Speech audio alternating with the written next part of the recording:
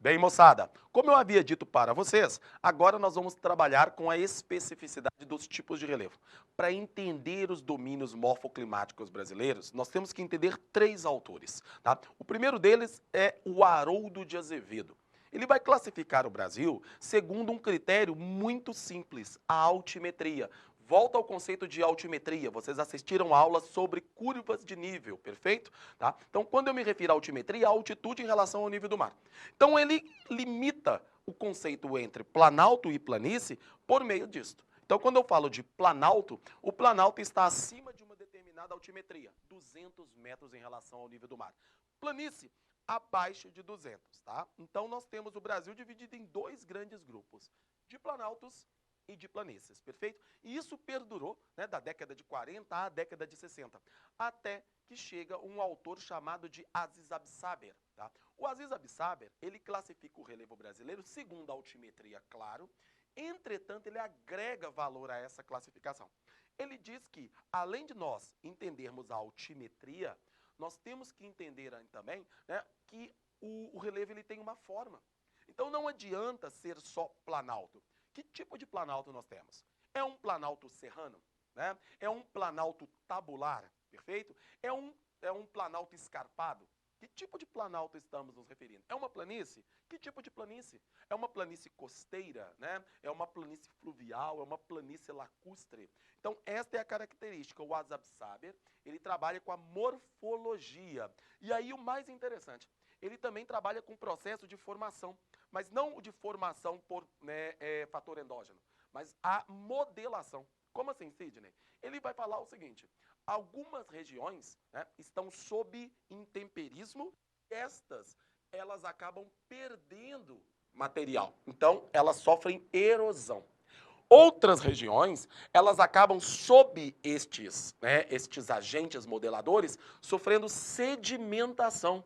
O que vai trabalhar com dois grandes grupos, o planalto, no qual predomina a erosão, e a planície, na qual predomina a sedimentação ou depósito. E aí começa a entrar um pequeno equívoco em relação ao Haroldo de Azevedo.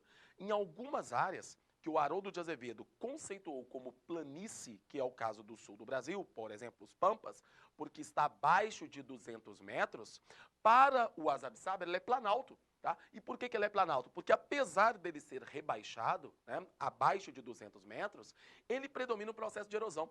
Ele é elevado em relação ao então, sob o intemperismo, ele acaba perdendo sedimentos, tá bom? Então, toma cuidado com isso, isso já caiu em prova, inclusive. Por que determinado espaço, sob uma classificação é planalto, sob uma classificação é planície? Por conta dos critérios. Lembra quando nós trabalhamos regionalismo? Eu posso dividir o Brasil em quantas regiões eu quiser, da forma como eu bem entender. O que vai mudar é o critério que eu vou estabelecer. Tranquilo?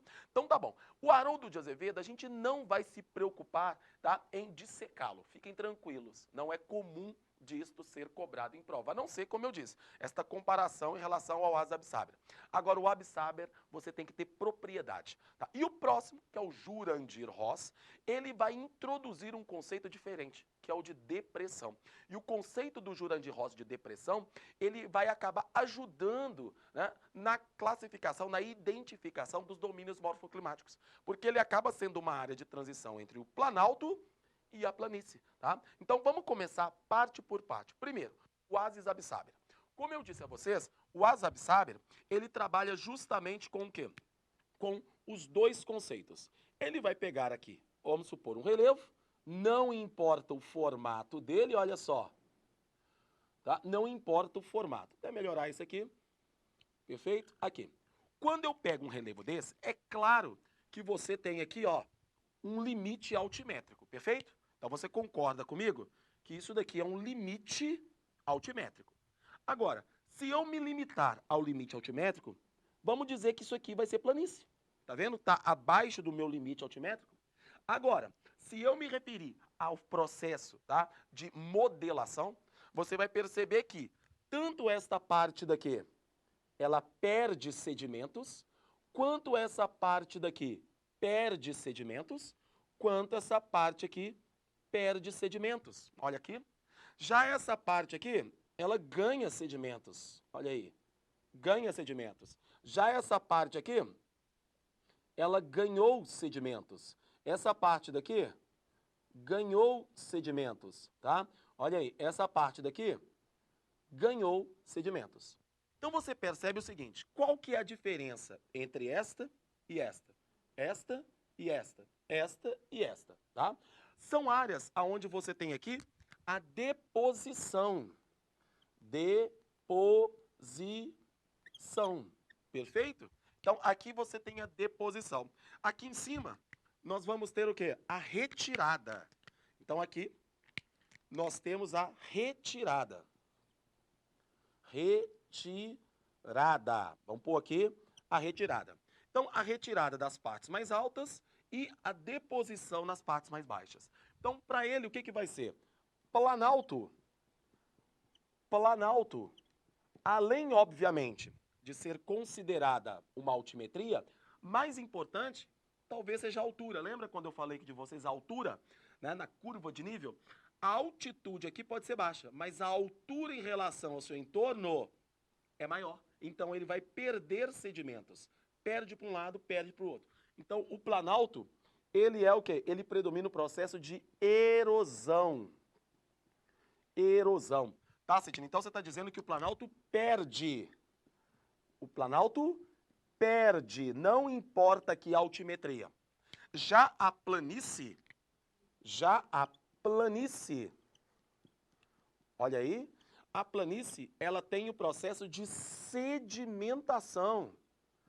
Sedimentação, ok? E sendo ele o processo de sedimentação, ela vai ganhar. Ela vai ganhar. Talvez algum de vocês lembre de uma questão da FUVEST, que falou do relevo nas suas formas, né, sinclinais e anticlinais, tá? Comparado, inclusive, a uma onda, no qual você tem as partes da crista da onda sendo desgastadas. E a base da onda, a parte côncava da onda, sendo, né, enchidas, preenchidas, tá? Então, quando ela propôs essa comparação de anticlinais e sinclinais, ela estava associando ao relevo, né, o relevo a uma onda. E aí você deveria saber que nas cristas você perde, tá? E na concavidade você ganha. Era uma questão da FUVEST, recente, inclusive, diga-se de passagem. Até aqui, tranquilo? Perfeito? Deu para entender? Tá? Agora vamos continuar aqui com um outro conceito. Quando eu me refiro, tá, ao planalto e à planície, elas podem ser de diversas formas. E isto vai fazer com que o Brasil ele seja dividido em vários planaltos, em várias planícies. Então, segundo o mapa de Aziz Absaber, olha aí, para eu entender cada um dos domínios brasileiros, o que nós temos aqui? Nós temos aqui o Planalto das Guianas. Nós temos aqui a planície amazônica. Nós temos aqui o Planalto Central, perfeito? A planície amazônica, ela acaba juntando aqui com a planície costeira, tá? Nós temos aqui a planície do Pantanal. Nós temos aqui o Planalto do Maranhão, Piauí, tá aqui, perfeito? Planalto do Maranhão, Piauí. Nós temos aqui o Planalto Nordestino. E aqui nós temos o famoso, né, Planalto Meridional, e aqui os mares de morros, tá? Então vamos colocar aqui os mares de morros, no qual predomina a Mata Atlântica, no seu barlavento, tranquilo? Então, olha aí. E aqui nós temos a região do Planalto Rio-Grandense, tá? Na qual você tem os Pampas, olha aí. Como eu disse a vocês, aqui para o Haroldo de Azevedo, era reconhecido como uma planície, por conta da altimetria. Mas como predomina o processo de erosão, passou a ser planalto. Pô, Sidney, você vai colocar ali pra gente? Lógico, né, gente? Fiquem tranquilos. Olha aí. Então, vamos colocar aqui. Nós estamos nos referindo a quê? Aqui, nós temos o famoso Planalto, vou colocar Planalto como PT, tá? Planalto das Guianas. Planalto das Guianas. Eu vou colocar a planície como PL, perfeito? Então, aqui nós temos a planície amazônica, olha aí, amazônica. Então, aqui nós temos a planície amazônica. Aqui nós temos o Planalto do Maranhão, Piauí ou do Meio Norte. Então, Planalto do Maranhão e do Piauí, perfeito? Aonde nós temos a região das matas de cocais. Ou seja, então quando a gente for falar de biomas de cocais, você tem que lembrar do Planalto, Maranhão, Piauí. Quando nós falarmos aqui, né, do bioma amazônico, você vai lembrar que ele está na planície amazônica entre dois planaltos. Que planalto que é esse? Isso aqui é o Planalto Central. Então vamos colocar aqui o Planalto Central. Olha aí. Então, Planalto Central. Planalto Central. Tá? Quando você pega aqui, é o Planalto Nordestino. Planalto Nordestino. Tá bom? Aqui, o que nós chamamos de mares de morros ou planaltos do Sudeste. Do Sudeste. Também caiu na prova para você não esquecer. São os famosos mares de morros. Mares de morros. Mares de morros. Olha aí, tá bom? Aqui nós temos o Planalto Meridional. Antes eu vou colocar a planície costeira, para ter espaço. Então isso aqui é a nossa planície costeira. Sidney, eu já vi com outro nome já, planície litorânea, tá bom? É a mesma coisa. Aqui nós temos o Planalto Meridional. Meridional. Ó, vamos lembrar que meridional é sul, tá? Então, meridional é sul. Aqui, nós temos os Pampas, ou Planalto Rio-Grandense. Planalto Rio-Grandense. Tá aí. Então, Planalto Rio-Grandense. Então, olha aí. Ah, e aqui nós temos a planície do Pantanal. Ela vai ter que caber aqui. Vou tirar isso aqui para ficar mais fácil. Coloco ela aqui. Planície do Pantanal. Planície do Pantanal está aqui. E aqui nós colocamos o nosso Planalto Central. Planalto Central, tá aí, ó. Então, Planalto Central está aqui. Beleza? Então, dá para você aí depois dar um print, pegar a informação aí na tela, tá bom? Tá aí, galerinha. Então, olha que bacana que é a classificação segundo o Asa Absaber, perfeito? Então, quando o Asa Absaber faz uma classificação dessa, tá? Planalto das Guianas, Planalto Maranhão, Piauí, Planalto Nordestino, Planalto do Sudeste, Planície Costeira, Planalto Meridional, Planalto Rio-Grandense, Planície do Pantanal, Planalto Central e Planície Amazônica. Então, agora, vamos considerar que eu lhe faço uma pergunta acerca da quantidade, tá? Eu não estou me referindo aqui à área. Vamos supor que eu lhe pergunte quantas unidades de relevo o Brasil tem, tá? Nós temos aqui 10 unidades de relevo, perfeito? Agora, destas 10 unidades de relevo, quantas são planaltos? Vamos contar? Nós temos aqui 1, nós temos 2, 3, 4, 5, 6, 7.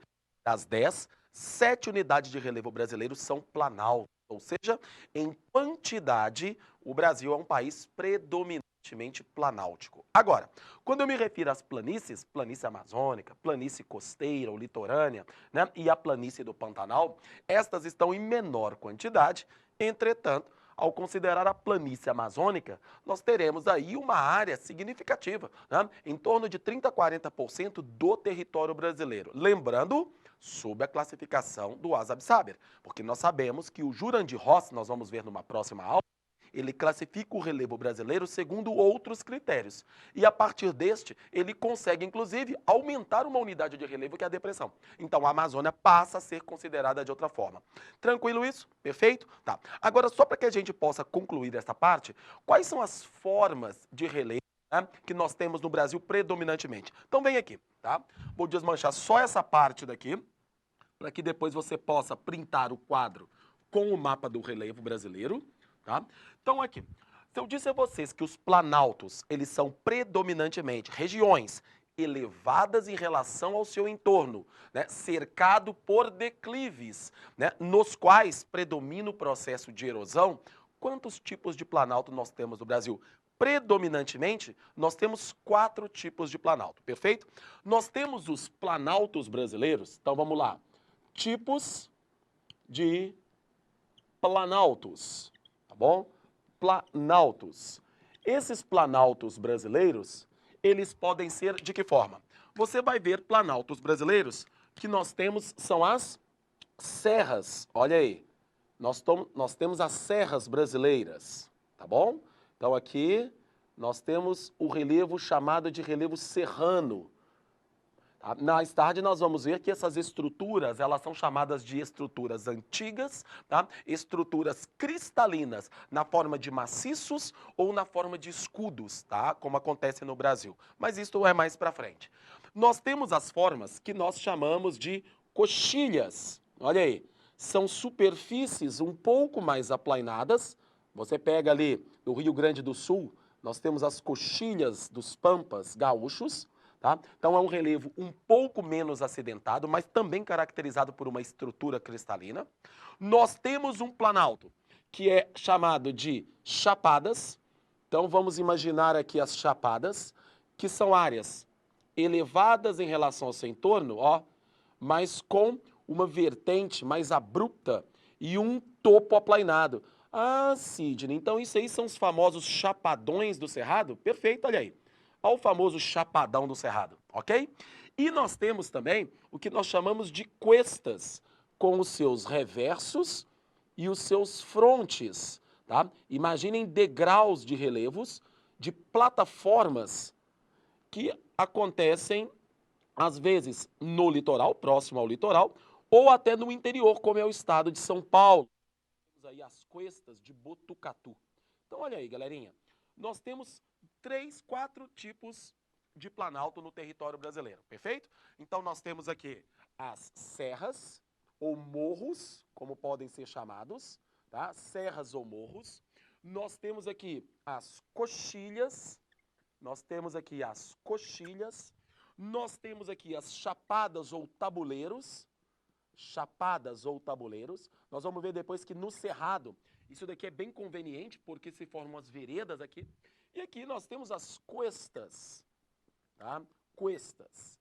Como eu disse a vocês, né, um dos motivos que faz com que essas plataformas sejam diferenciadas em relação a estas ondulações é a estrutura, tá? Nós temos aqui estruturas predominantemente sedimentares e aqui nós temos estruturas predominantemente cristalinas. Mas isso é para uma próxima aula, perfeito? Então, vamos ficar aqui com os planaltos e na próxima aula a gente fala um pouquinho dos tipos de planícies e depois das estruturas de relevo do Brasil. Valeu, galerinha, muito obrigado e até o próximo vídeo.